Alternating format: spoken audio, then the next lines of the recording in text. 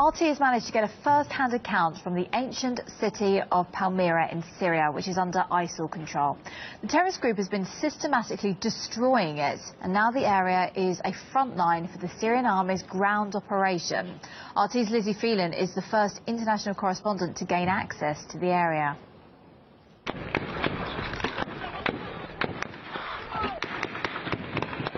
We can see some of the Islamic State fighters on the hill. Just beyond there is that important UNESCO heritage site that has been under the control of the Islamic State since May. And just on Tuesday, they tried out one of their new killing methods when they tied 3 of their prisoners that the army is telling us was 3 Syrian army soldiers to some of the columns that are part of that site, and they blew them up one by one. Lethal stunts like this have become the hallmark of the Islamic State's PR drive to terrorize its opponents. A few days before, the group released a video of their fighters crushing another Syrian soldier's body under the tracks of a tank.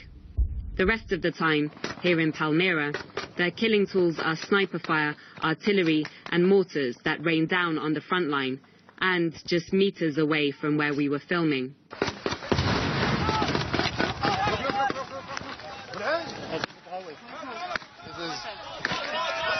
The mortar just landed over there. Landed just next to our car.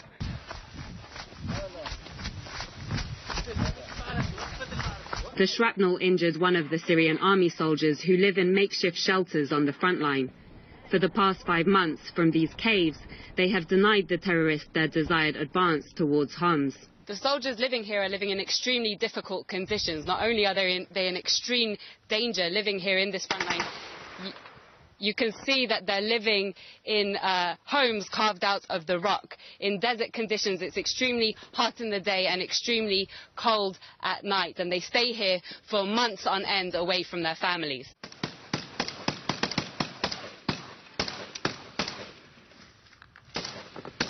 In spite of the losses they've suffered and facing death every minute, the soldiers told us that their spirits remained high. The army is preparing for an imminent offensive to retake Palmyra, but of course that operation is extremely sensitive, given the reports that the Islamic State have laden the ruins with explosives, so that when the army goes on the offensive, they can blow up this precious piece of history once and for all. Ways to prevent the destruction of heritage are part of the military's plan. It's top secret and cannot be disclosed right now. General Fuad says the time for the offensive is right. On the front line, the results of Russia's airstrikes can be seen by the naked eye, like the burning targets and armed terrorists running away amid the strikes. We also hear their screams through communication devices as they call for help and reinforcements. Their morale is weakening.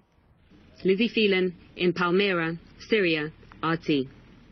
Palmyra is not the only ancient heritage in the Middle East being gradually erased by Islamic State. The terrorist group is posting staged videos online showing the destruction of historic sites and artefacts as well.